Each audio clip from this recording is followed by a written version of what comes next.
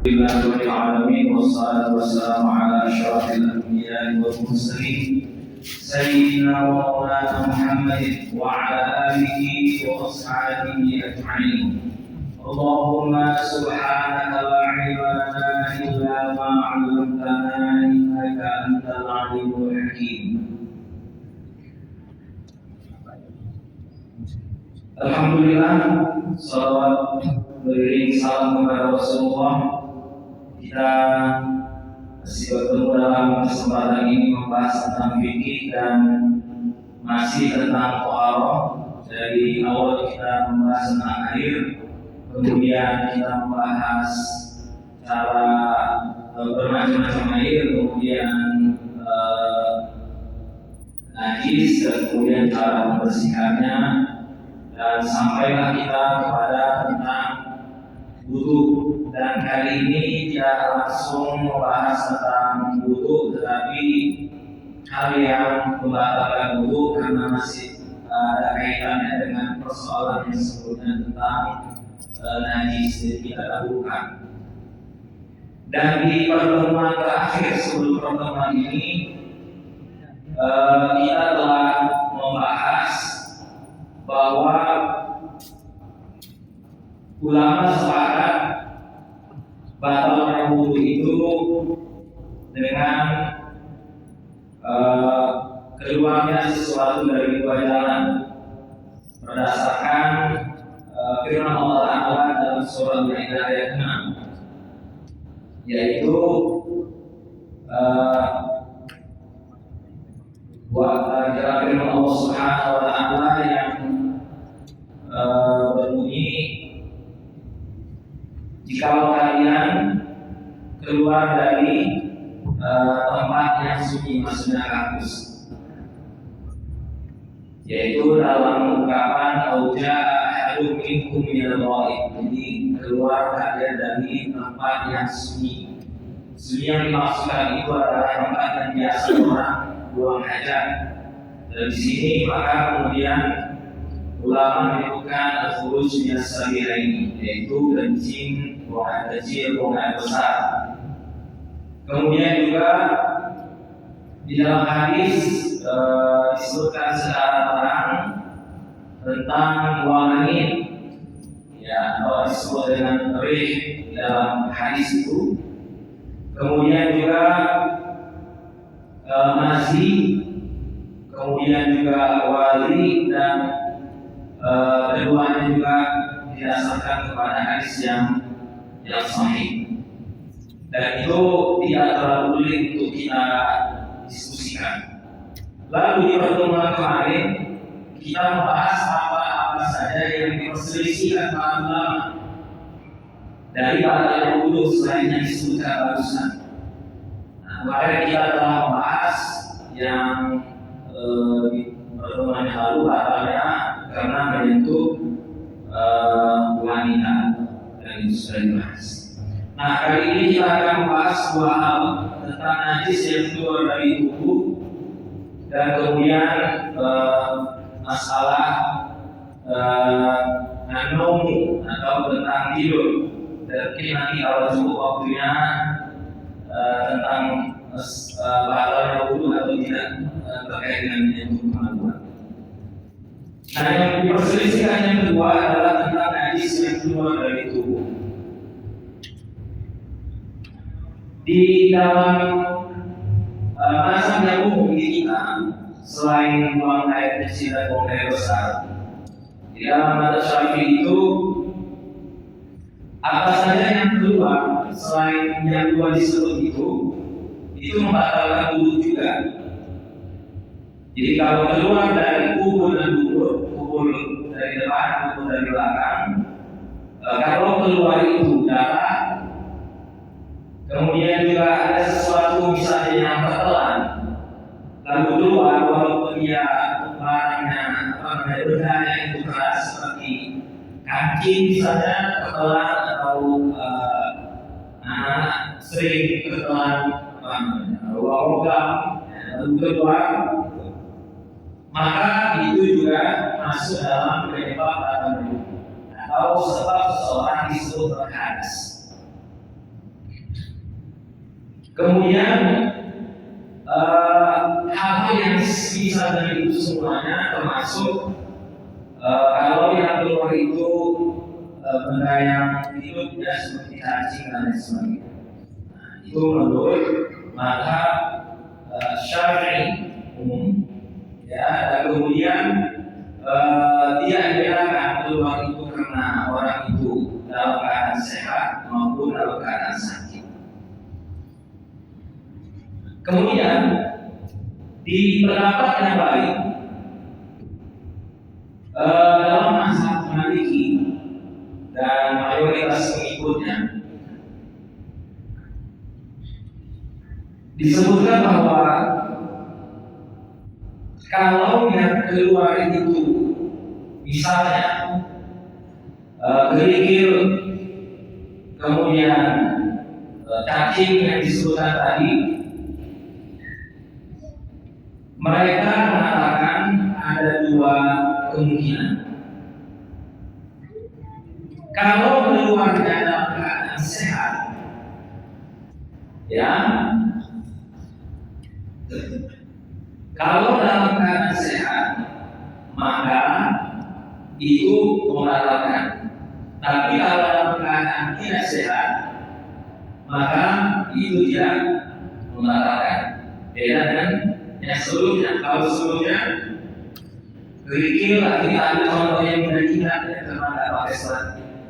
Kalau misalnya kerikil atau cacing itu di dalam atau sebelumnya, mazhab Syafi'i sehat tidak sehat, maka kalau dia dalam mazhab Maliki, kalau dia dalam keadaan sehat batal, tetapi kalau dalam keadaan sakit maka tidak batal. Bahkan seperti misalnya orang yang mudah buang air kecil selalu, kayak tasalsul atau geser, maka dalam pendapat mazhab Maliki tidak batal atau tidak dalam keadaan hadas. Nah, dari perbedaannya. Kemudian kalau di dalam mazhab Hanafi, semua yang keluar dari tubuh dalam bentuk najis dan berbeda dari dua sebelumnya, asal keluar dari tubuh meskipun tidak keluar dari dua jalan yang disebutkan, dua jalan depan dan belakang, tubuh dan dulu tadi, mereka mengatakan wajib dianggap atau wudhunya, dianggap seorang itu hadas. Ya, misalkan orang keluar darah dari hidung kena bisa, maka menurut mazhab Hanafi, kemudian sebahagian dari pendapat tadi itu batal atau berhadas. Begitu juga kalau misalnya orang bekam, ya, bekam hijama, maka dalam kalau pendapat mazhab Hanafi itu juga membuat seorang berhadas kecil atau membatalkan wudhunya. Begitu juga seseorang yang muntah, ya, bagi mazhab Hanafi itu juga dianggap seseorang itu berhadas karena keluar sesuatu dari perutnya atau najis yang keluar dari dalam tubuhnya, termasuk juga air liur. Jadi kalau misalnya kita sholat Jumat mendengarkan khotib, nanti sesudah ini bahas tentang masalah tidur atau tertidur, jadi menyebabkan atau tidak. Karena keluar air liurnya, maka bagi seseorang dianggap itu berhadas. Nah, dalam mazhab Hanafi.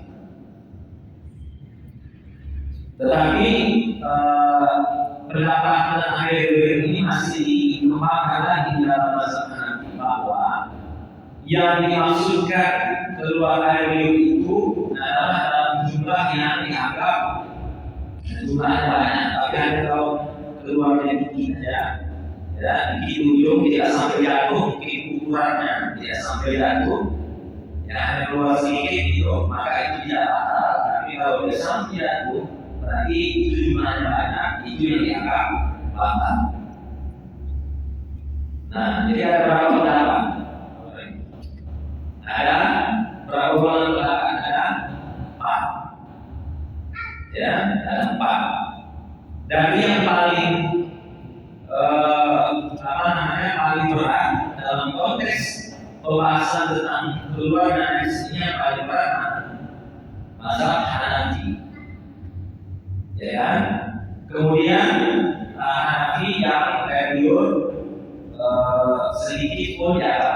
Lalu yang kedua semisal dengan mazhab Hanafi yang dianggap periode dalam jumlah yang banyak berbatal atau tidak. Kemudian yang lebih ringan dikit lagi adalah mazhab Maliki yang mengatakan kalau karena penyakit maka yang keluar dari hubungan itu tidak membatalkan, tapi dalam keadaan sakit ya.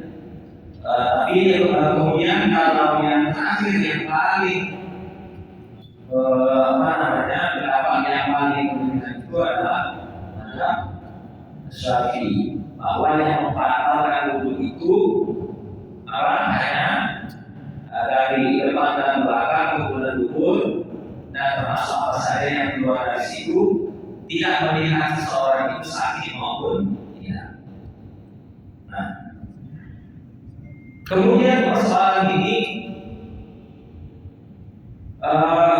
menjadi diskusi oleh para ulama. Jadi bahwa ada 2 besar. Yang pertama berdasarkan firman Allah Ta'ala dalam surah Al-Maidah tadi, ya bahwa kalau seseorang itu auja ahadun minkum minal ghaib, maka pedomannya adalah dalil ayat. Tetapi bagi mazhab Hanafi argumentasinya adalah bukan persoalan keluar tempat keluarnya, tetapi yang menjadi persoalan adalah sebab sesuatu najis yang ada di tubuh kita dan kemudian itu keluar, tidak melihat dari manapun keluar. Nah, inilah yang diperdebatkan oleh para ulama yang bagi kita mungkin kalau pernah membaca dan sebagainya, maka itulah kira-kira gambaran masalahnya. Lalu kalau ada yang bertanya, yang mana yang kita berdoa? Nah, dalam konteks ibadah, pertama sekali memang kita harus mencari dalilnya. Ya, ibadah itu kan jangan melakukan sesuatu kecuali ada dalilnya, dan kemudian tidak melakukan kecuali ada dalilnya. Cuma masalahnya adalah dalil itu kadang dipahami berbeda-beda. Seperti pembahasan kita sebelumnya tentang itu wanita, dalilnya sama ya, surah Al-Maidah juga yang bunyinya Allah seperti Nisa. Kalau kalian itu wanita, kalau kata mazhab Hanafi langsung bisa yang bukan senbiasa, ya ini ada 2 juga, bukan senbiasa, tapi sesuatu dengan syahwat. Akhirnya gua mendapat muncul Maliki kalau syahwat batal, tetapi kalau menurut Hanafi menyentuh wanita pun belum batal, dengan syahwat pun belum batal, kecuali kemudian seorang itu sudah jadi seperti akan melakukan hubungan seksual. Nah, tapi mazhab Syafi'i mengatakan sentuh. Oke, nah kadang-kadang dalil itu dipersepsikan beda menurut nasihat. Walaupun tentang masalah sentuhan kita itu sedikit, mazhab Syafi'i terkesan tidak kalau Hanafi itu kesannya rasional lagi. Apakah mazhab Syafi'i tidak rasional? Tidak juga. Bagi mereka menyentuh itu tetap harus menyentuh, karena memang bunyinya itu adalah menurut pemahaman mereka bukanlah langsung itu artinya dengan syahwat, tetapi menurut periwayatan membaca Al-Quran menurut sanad qiraatnya, kira begitu, dari istilah qiraat. Itu bunyinya maknanya adalah lamasa, sentuh biasa, bukan sentuh dalam pengertian dengan syahwat. Nah, itu dia lagi. Nah, kembali lagi ke persoalan di sini. Nah, jadi sebetulnya kita cari dalil. Nah, kata masyarakat yang dituduh rasional itu juga sebetulnya mereka kami buta dari keseluruhan Nabi buta pada dulu. Kata masyarakat buta itu bagi kami sebetulnya juga kalau itu berdasarkan apa? Berdasarkan hadis dari Sauban bahwa Rasulullah Shallallahu Alaihi Wasallam itu pernah buta, lalu beliau berwudu. Jadi ada hadis Rasul buta, lalu beliau wudu. Nah coba. Jadi ketika masa Nabi itu dipandang rasional, tapi sebetulnya ada hadisnya. Jadi sama juga seperti masa-masa yang lain. Nah jadi kendali juga. Bahkan ada riwayat yang menunjukkan di Umar jika keluar anak hidupnya, maka beliau pergi berwudu. Nah ini saat itu kan beliau berwudu lalu melanjutkan sholatnya sesudah itu. Walaupun tadi ada sapi keluar darah tidak menjadi seorang itu yang tidak berhadis. Ya. Nah, dari sini kira-kira ini kalau sedang aplikasi harian mana yang kita ambil? Nah, menurut saya kalau dalam situasi yang paling kita mudah untuk mengulangi untuk kita, maka lakukannya. Kenapa? Karena ini adalah ibadah di mana wudu ini adalah menjadi syarat sah sholat. Sedangkan sholat itu adalah tiap agama. Yang pertama sekali ditanya nanti awal ma yuhasabu bil 'abdi yaumil qiyamah sholat. Yang pertama ditanya itu adalah sholat.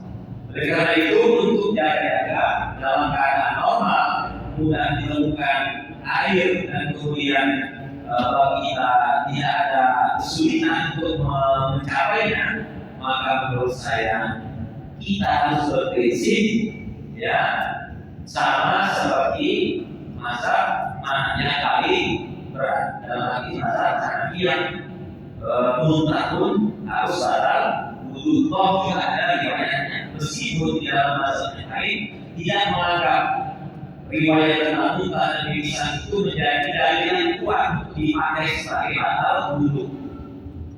Mengapa tidak? Mungkin bagi mereka hadis itu dipersepsikan sifatnya individual. Mengapa individual?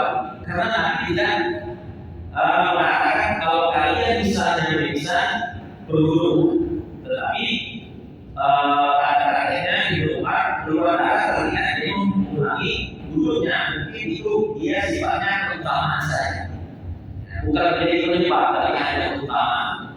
Begitu juga Rasulullah SAW beliau bukan terlihat lalu beliau mengulang wudu. Bisa jadi mengulang wudu itu bukan dimaknakan sebagai berhadas, tapi Rasulullah berkenan untuk bersih beliau dari muka itu dan kemudian mungkin beliau memperbaiki wudunya. Hanya sebatas itu. Nah, jadi terakhir Bapak Ibu yang dirahmati Allah, silakan sudah dapat gambarnya. Kira-kira mana yang mau dipilih sama seperti yang saya sampaikan tadi. Dalam kondisi yang mungkin keadaan tertentu. Nah, inilah gambaran betapa kita ini tidak bisa berkelana gitu ya. Sedangkan mereka juga para ulama berada dalam situasi berbeda, tidak bisa disatukan. Baik, mudah-mudahan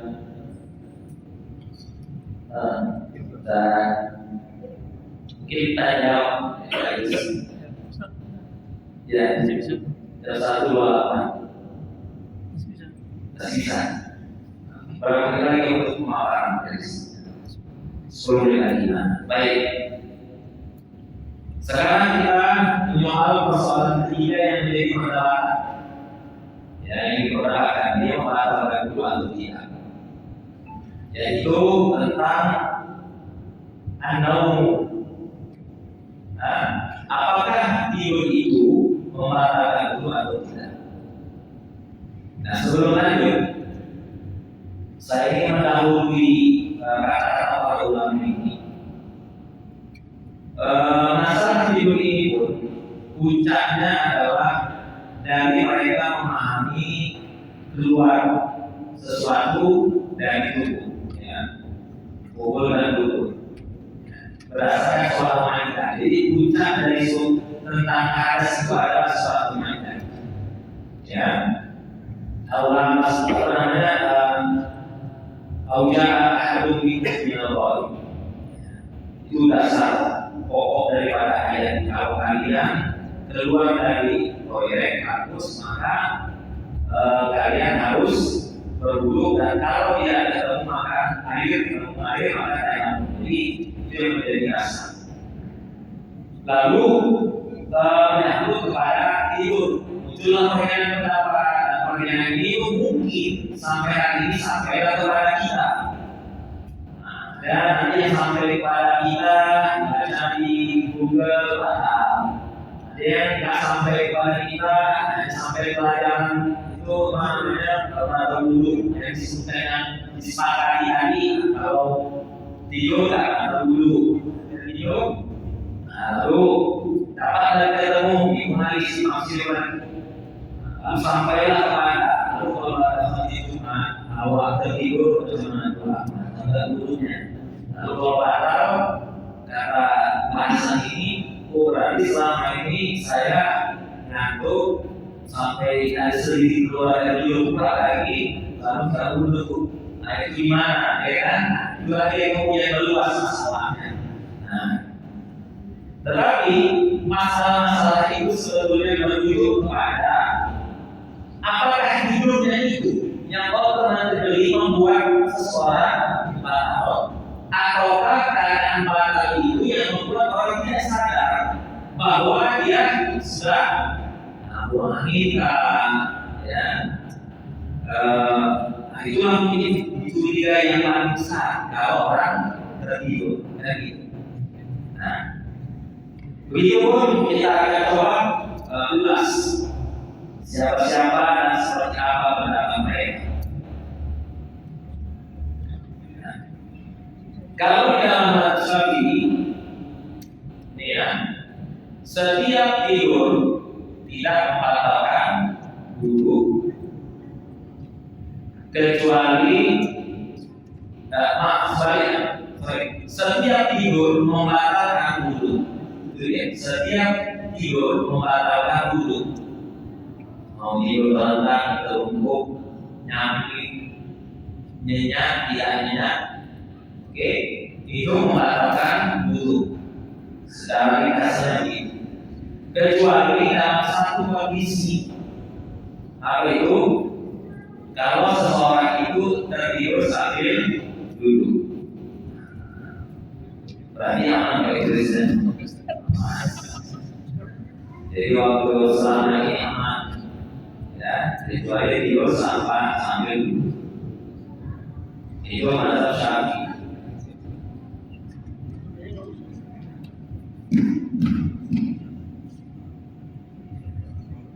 Kemudian kalau di dalam mazhab Hanafi atau Abu Hanifah yang tadi ada beberapa masalah najis, mengatakan bahwa tidak ada kewajiban untuk berwudu kecuali bagi orang yang tidurnya nyambit, ya, tidur nyambit. Kalau di dalam mazhab Hanafi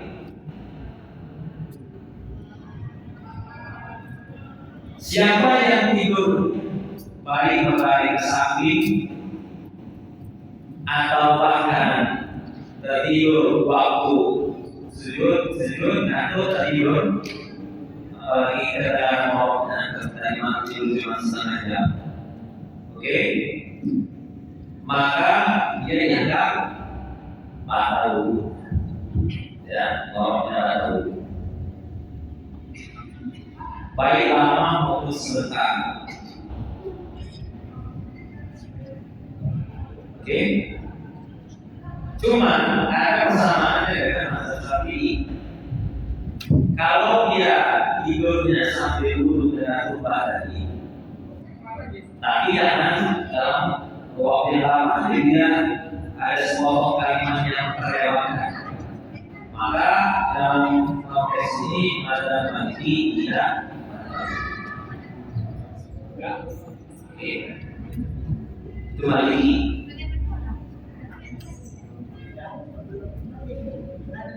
Kemudian ada pendapat yang mungkin ini yang paling berat. Tidur itu adalah hadas. Tidur, mau tidurnya kayak apa, sedikit atau banyak, maka itu membatalkan wudhu. Jadi ada berapa pendapat? Ada 4. Ya, ada 4. Yang pertama, apapun ceritanya, penyebabnya karena tidur. Sementara 3 yang lain sebetulnya penyebabnya bukan tidur, tetapi kondisinya. Cuma kondisinya mereka jelaskan, sehingga akhirnya terjebak dengan penjelasan itu. Ya kan, mazhab Syafi'i semua keadaan kecuali dalam keadaan duduk. Kalau mazhab Maliki semua keadaan duduk pun tidak, kalau dalam keadaan yang lama, begitu ya. Dalam keadaan yang lama, lalu kemudian Abu Hanifah memperinci kondisi tidur. Misalkan kalau kondisi tidurnya ini nanti kali itu harus berwudu, tetapi kalau kira-kira keadaannya maka tidak mampu berwudu. Jadi tidur dengan tidak. Nah sekarang sebelum saya ulas lebih lanjut, kira-kira yang mana yang paling kuat menurut persepsi Bapak semua?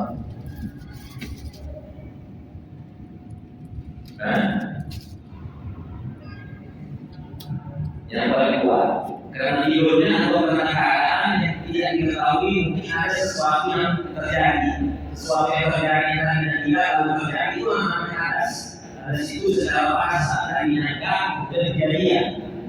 Nah, hadas itu makanya dikatakan amalan modern itu al-aslul hadis. Hadas itu dari kata hadas itu.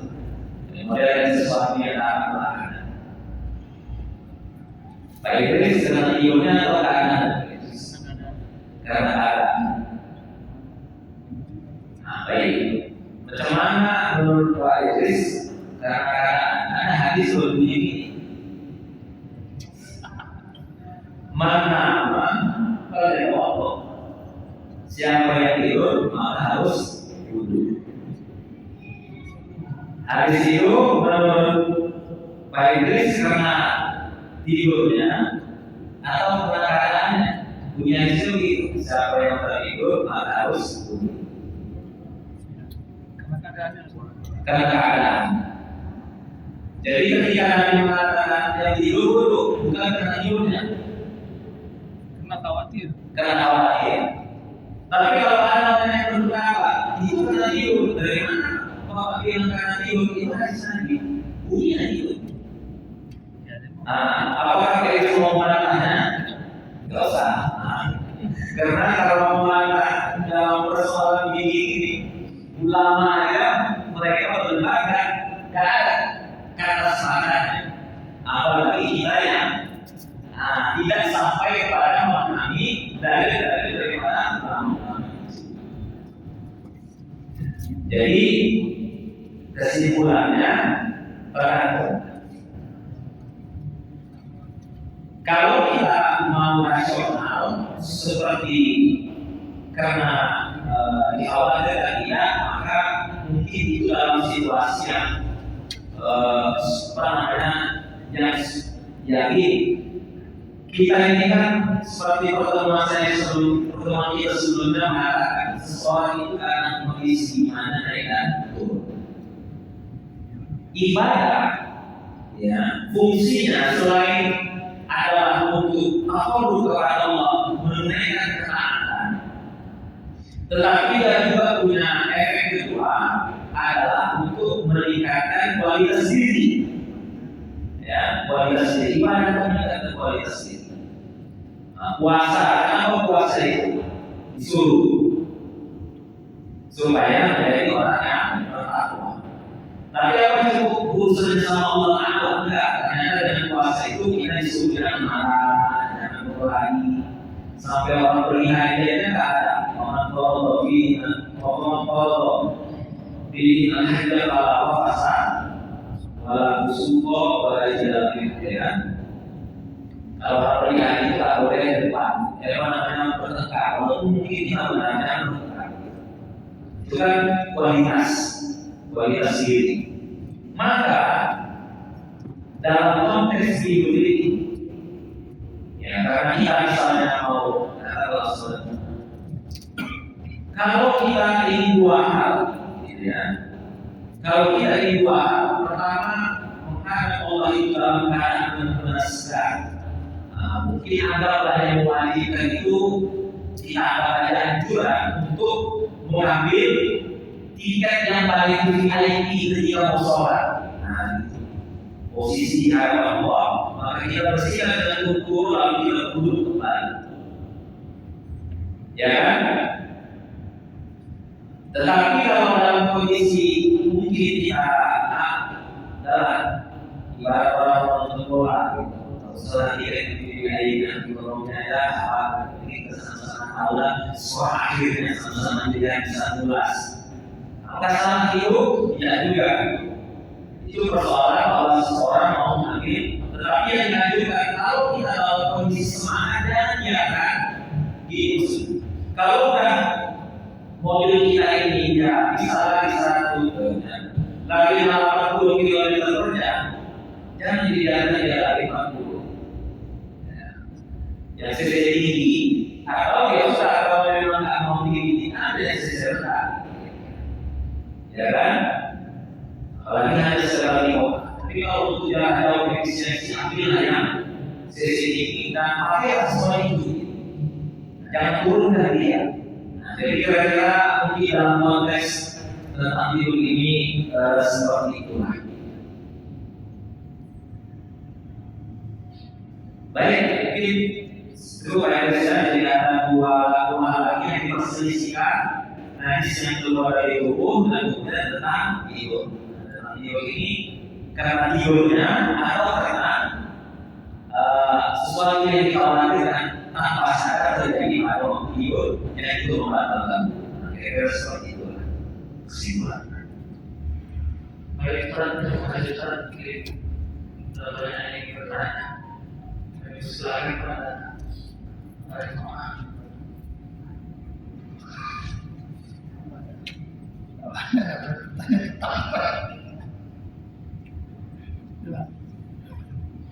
ada benar kemarin tetap.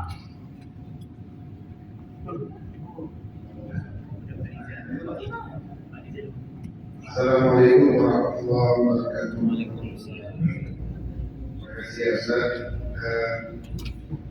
Sepertinya ada 3 pertanyaan yang satu lupa ya. Terima kasih Ustaz. Jadi yang pertama, kita ini kan memang kalau kita berwudu itu bagus. Lalu kita merasa ragu atau jadi masih baik atau tidak. Jadi dalam konteks ini kan memang ada usul ini kita katakan kalau kita ragu itu kita lihat awalnya, awalnya kita bisa berwudu, lalu kita tetap pada pendirian itu. Tapi mungkin boleh oleh dalam konteks itu tadi kita batalin dulu, lalu kita ambil dulu lagi. Nah, kita batalin dulu, kita ambil dulu lagi. Apakah ini lebih baik ketimbang kita tetap berpegang kepada kaidah sufi tadi? Yang pertama, yang kedua berkaitan dengan duduk tadi. Pengertian duduk di sini, duduk karena banyak juga ada istilah juga duduk ikhtiros, duduk tawarruk, duduk di kursi.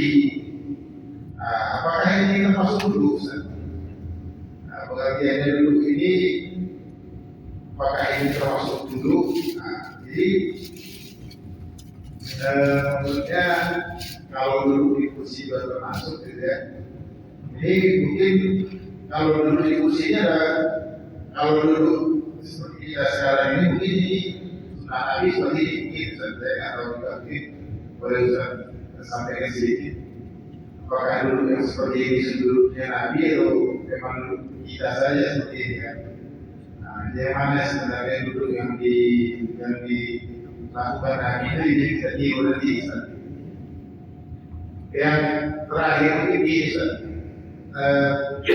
terkadang kita itu kan semisal kita lagi berpuasa, semisal mungkin ada juga orang yang tidak mengalami itu, tapi kira-kira kalau kita berpuasa itu kan perut kita kan kosong. Ini kadang-kadang di jam-jam zuhur, gitu kan? Itu kan memang kondisi perut itu kan kadang-kadang sudah terisi banyak gas. Ini waktu sholat udah masuk gitu kan. Cuma saya enggak ikut jemaah. Cuma kalau diikutkan ini khawatir tak beres gitu. Kira-kira lebih bagus kita tunggu, kita bereskan dulu persoalan kita ini, baru kita atau kita ya karena nggak ada juga, karena dia sama, kan? Kadang-kadang karena hanya bunyi tadi ya. Karena dia hanya apakah keluar gitu. Setelah juga, kalau antara mereka dan antara keluar berbunyi ini baru sudah sholat kita berjamaah atau gimana? Untuk biar supaya tenang dulu bunyi ini. Tapi masbuk sholat. Masbuk sama tinggal ya. Iya. Jadi terima kasih warahmatullahi wabarakatuh. Jadi pertanyaan menarik dalam kaidah fikih. Pertama, benar bahwa kalau kita ragu sudah batal atau tidak, maka perintahnya adalah kita harus berijtihad untuk menemukan jawaban yang paling menenangkan itu batal atau tidak. Ya. Lalu kalau keyakinan belum batalnya lebih besar daripada batalnya, maka berlakulah hukumnya kaidah al-yaqinu la yasalu atau la tasulu al-yaqinu la yasulu syaki atau al-yaqinu la yasalu syaki. Yang yakin itu tidak bisa dikalahkan dengan yang ragu.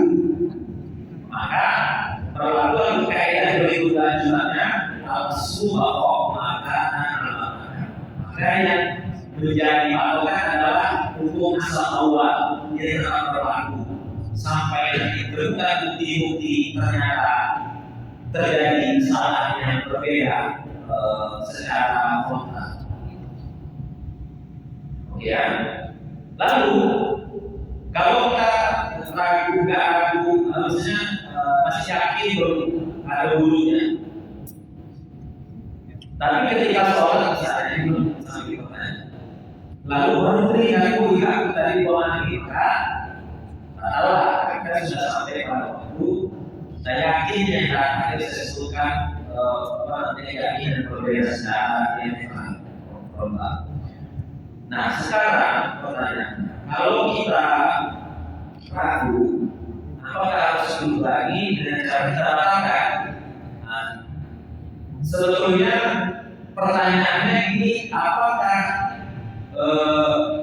dianjurkan untuk kita memperbarui dulu, atau pertanyaannya kasus tadi kalau bahwa maknanya adalah dianjurkan kita memperbaharui itu bagus. Ya, kita perbaharui kita. Oke, bahasa apa? Saya dulu, tidak apa-apa.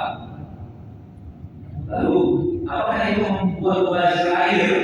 Kalau dulunya tidak, yang sudah pernah diajarkan kemarin di sini, insya Allah tidak.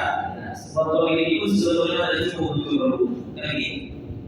Nah, jadi apakah harus dipatahin dulu? Enggak, ya itu terserah. Kalau mau dipatahin bisa, tapi untuk pembatalan itu agak susah. Gitu bahasa.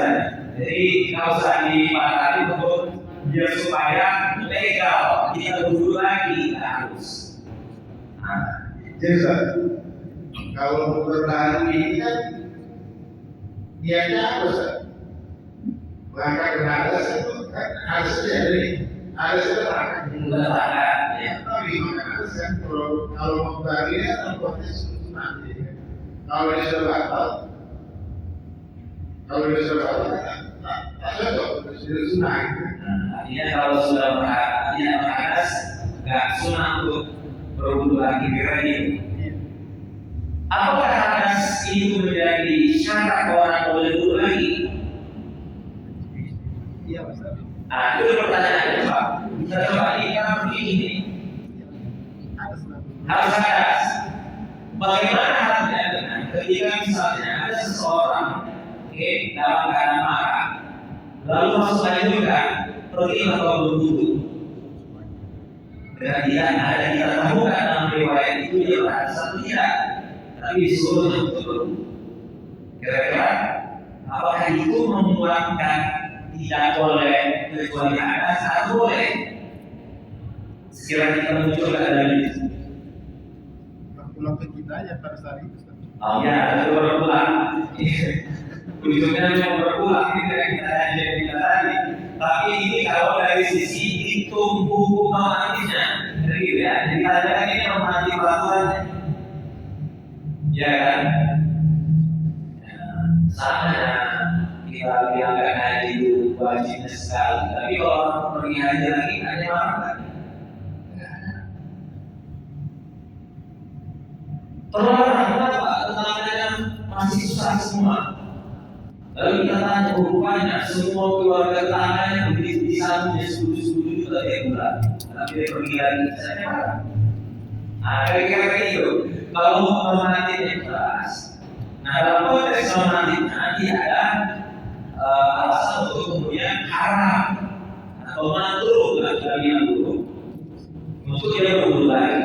Kan gitu Pak. Sehingga kalau kita bilang harus dulu baru boleh berwudu, lalu berarti kalau dia berwudu lagi itu berarti dia haram untuk berwudu lagi di mana pun. Itu kira-kira apa ya? Ada di dalam haram. Oke, ya berarti haram. Nah pertanyaannya segitunya kah kemudian haram dilakukan? Nah itu yang perlu saya tentukan ada cerita. Kalau ada nanti boleh kita ulas Pak. Kalau ada pendapat ini harus merujuk kepada dalil. Dalilnya apa? Nanti kita cari atau kalau ada kitabnya kita jadi bahasa. Ya, baik. Nah, kalau dulu yang batal seperti apa? Di dalam ada Syafi'i dulu yang tidak batal dulu yang tidak batal itu yang saya jelaskan lagi. Adalah wudhu yang paling utama mungkin. Jadi wudhu yang posisinya rata. Ya, kemudian tidak ada space antara mungkin di buku belum saya temukan patokannya gitu ya. Tapi saya ukurannya, kira pada sananya sudah diskusi. Adalah tempat keluar air itu. Jadi kalau tempat keluar itu utamain, maka itu yang disebut tidak batal dalam Syafi'i. Ini kita merujuk dari Syafi'i tadi kan. Dulu dia mengatakan, yaitu dulu yang utamain, ya dulu yang apa namanya? Kalau orang apa sih prosesor lah orang mau merakit komputer ya, prosesor mau ditaruh di motherboardnya, maka dia harus dulu itu klik caranya itu baru itu namanya buka aktif. Nah, klik dia masuk kayak kita masukkan sesuatu, klik dia buka aktif. Dan disebutkan tidak ada space, ruang yang jauh antara hubungnya dia hubungnya dengan tempat dia duduk. Nah, jadi itu yang dimaksud dengan mazhab Syafi'i mutawakkil. Lalu ikhtiar salat itu mutawakkil apa enggak? Nah itu. Kalau menurut saya itu tidak mutawakkil, ya kan?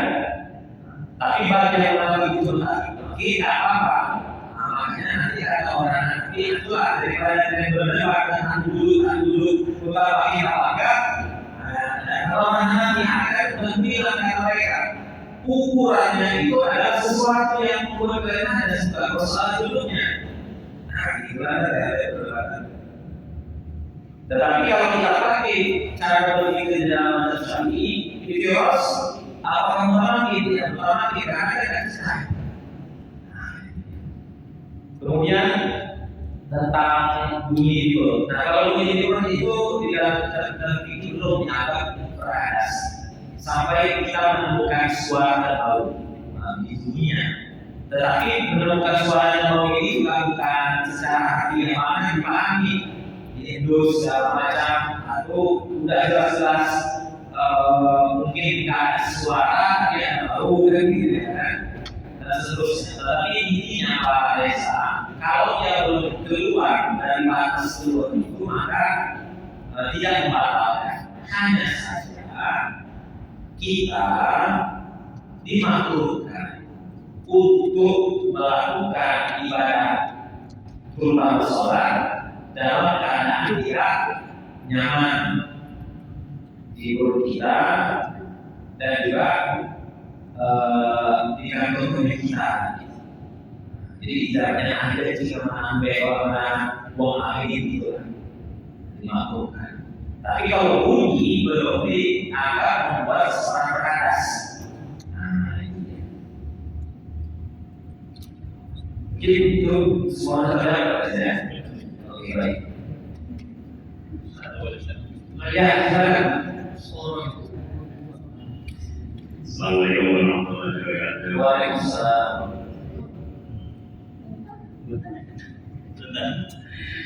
Jadi Ustaz berkaitan dengan tayamum Ustaz. Dulu teringatnya kalau di menurut mazhab ataupun cerita sahabat itu ya karena kita ini kan di Indonesia kita menggunakan itu air sebagai sarana untuk berwudu lah ya. Tapi kan bertayamum dengan sarana untuk berwudu. Cuma yang saya pahami sekarang itu ya penasihat juga tayamum tidak boleh kalau tidak ada air. Begitu ya. Jadi sepertinya itu substitusi lah ya. Jadi artinya pas ketika air itu tidak ada maka pilihannya. Hari ini perkembangannya sudah seperti itu. Hari ini banyak air, tapi contoh di water itu sudah jarang menggunakan air dan ada tisu di situ. Jadi pertanyaannya kira-kira apakah penggunaan tayamum itu menunggu tidak ada air maksudnya di Indonesia? Karena kemarin kalau besar kenapa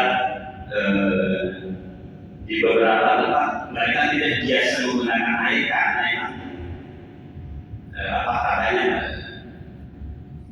yang kotorannya maka itu bersalah maka mereka terbiasa menggunakan sumbernya mereka. Tapi karena kita ini kotorannya banyak terus memang jadi terbiasa biasanya menggunakan air. Itu yang pertama.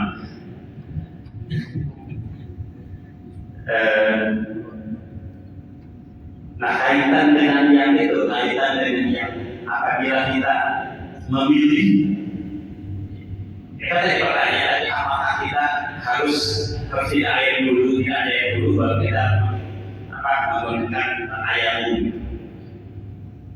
Nah, pertanyaan yang kedua, seandainya kita tadi beristinja itu menggunakan kertas tisu atau apapun itu namanya bantal atau tingkat keagungan bertayam kita gimana? Saya bisa kasih sama orang berdua. Ya, baik.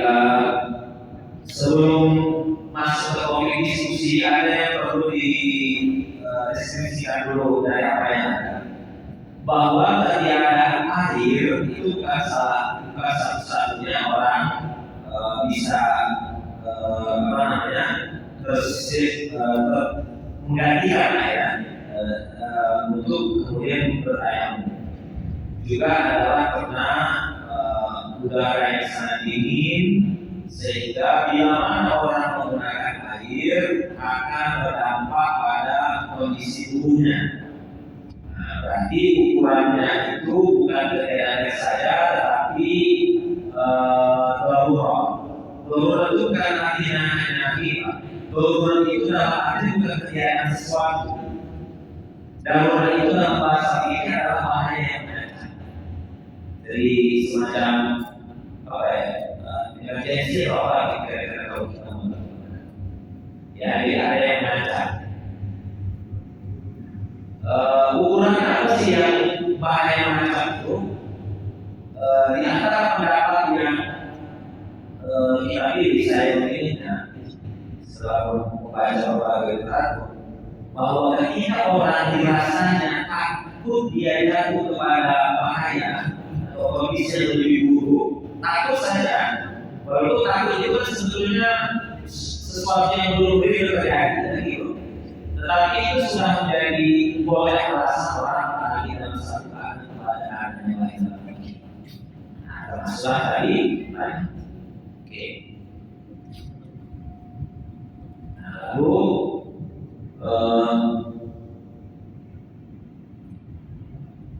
berarti pertanyaan pertama terjawab. Oh, belum.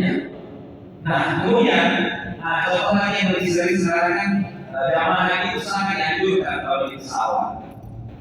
Jangan berwudu di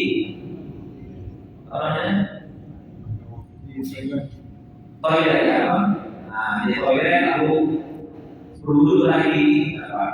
Sementara kan salah satu ukuran kebersihan tempat toilet di zaman sekarang ini adalah lantainya harus kering.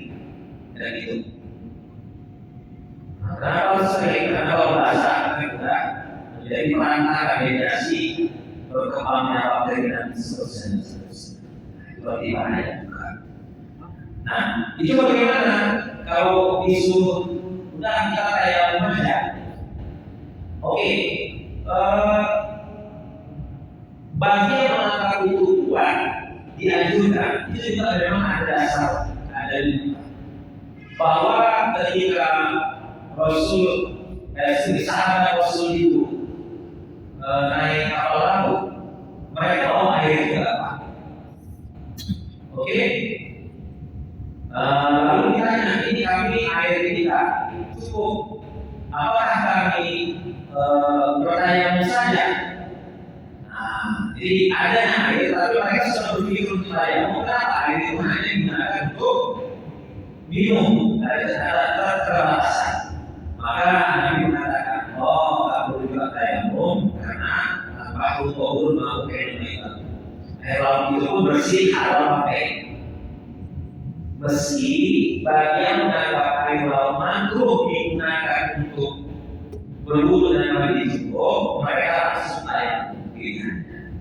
Oke, itu amal yang pernah dilakukan orang-orang generasi awal di Nah, sekarang tentang istinja. Apakah tisu bisa dijadikan? Bisa. Apalagi tisu itu kan sama bahannya dengan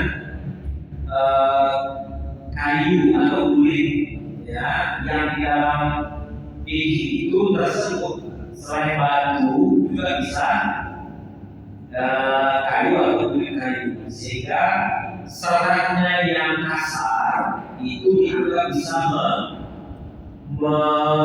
mengangkat zat daripada ampas kotoran itu. Jadi kira-kira yang seperti itu.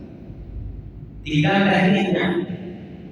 Dia ada tekniknya. Jadi jangan sampai misalnya ini kalau di sini tidak di tisu itu dia yang begini. Tapi harus di mana dia kemudian berpindah. Lalu untuk yang kedua akan diperluas lagi medan pengambilannya. Kemudian yang ketiga diperluas lagi medan pengambilannya. Ya, jadi minimal 3 karena hadisnya minimal Rasul pakai 3. Nah, lalu apakah waktu orang bersedia? Itu kan berarti ya berada sebab. Lalu lanjut yang tayamum. Nah, jadi sama saja kira-kira. Ini kan siap. Lalu tayamum dia, mau disuruh tayamum. Oke, kalau disuruh tayamum, gimana juga tentang afdolnya? Ya, afdolnya ya menggunakan yang ada. Menurut asli, tetapi kalau nggak ada yang aslinya, kan nggak bisa kita paksakan juga. Nah, lalu mengapa muncul kata afdolnya? Ini yang perlu saya dalami. Apa yang terpikir ketika kata afdol sebenarnya sanadnya memang ada. Atau bagaimana mendengarkan hati gitu, Pak? Oke. Karena kita kebiasaan. Itu biasa air kan gitu ya, Pak. Biasa air ini nggak terlalu air. Sedangkan dia yang baru pertama isinya dan tisu aja rasanya begitu kanan, udah sampai kita lihat. Ya, sampai lihat. Dan istilah kita ya, ke masjid, kita sholat di sini. Anggaplah mau ganti semuanya di rumah nanti, karena dia merasa bahwa pakaian dalamnya itu masih ada najisnya, gitu. Nah, itu nggak bisa kita tolak. Jadi kalau seseorang dirasa dia tidak bersih, ya berarti memang dia akan dia untuk sholat di mana dia bisa dan pakaiannya. Oh dia dalam keadaan safar, ya kan, safar yang dia belum sampai ke kampungnya, maka di situ dia memungkinkan untuk adanya jamak dan itu. Tapi memang disinilah saya ingin mengatakan ibadah ini mau katanya mazhab ini membolehkan, tapi rasanya kalau enggak tetap enggak juga kan gitu. Ya, jadi memang ibadah ini yang paling kuat sebetulnya keyakinan dan ketenangan hati. Tetapi jangan sampai keyakinan dan ketenangan hati itu membuat kita melakukan sesuatu yang sebaliknya yang haram. Sebenarnya itu boleh, tapi kita harga diri kita jangan juga. Ayatnya mengatakan bahwa dulu dia ini tidak melakukan, boleh. Karena itu menyulitkan. Nah, jangan sampai nanti ada urusan-urusan yang masalahnya kita ada enak, tapi kemudian akhirnya menjadi kita menyulitkan yang juga tidak boleh. Karena menyulitkan itu tidak efisien, yang menyulitkan itu tidak efektif, dan menyulitkan itu tidak pasti pas, tidak akuntabel sebetulnya. Ya, kok ibadah kita ekonomi? Ya iya, agama ini meliputi semua kehidupan. Rasul itu bicara umum aja dia belum apa? Hemat. Kata beliau sederhana kan bersuci kalian walaupun kalian berada di air yang mengalir. Artinya mana air? Kalau itu kita mempraktikkan seperti yang tidak boleh. Nah, itulah Islam. Jadi memang bahwa ibadah itu membuat kita kekuatan ibadahnya kita, tetapi keyakinan kita pun dibatasi. Ya, menurut bagaimana Tuhan sudah mendesain kehidupan kita dan perangkat hukumnya sudah disampaikan kepada kita melalui Rasulullah Shallallahu Alaihi Wasallam. Maka berujunglah di situ. Jangan hanya mengikut hawa kita, perasaan-perasaan itu hawa. Maka kata berbala terjadi hawa, jangan ikuti hawa. Kalau hawa dari orang hawa itu menuju kepada menuju orang berbuat jahat. Nah, orang yang taat ibadah, hawanya apa? Was-was. Apa tujuan dari was-was? Siapa yang suka membuat kita was-was? Setan. Kenapa was-was itu adalah perlu yang cocok bagi dia untuk orang yang beribadah? Tujuannya adalah supaya orang beribadah tidak khusyuk, tidak tenang. Dan lebih lanjut, dia inginkan akhirnya orang itu sepanjang ibadahnya tidak tenang atau bahkan sampai akhirnya dia tinggalkan karena daripada dia tenang harus ditinggalkan. Nah, itu yang politik. Oke.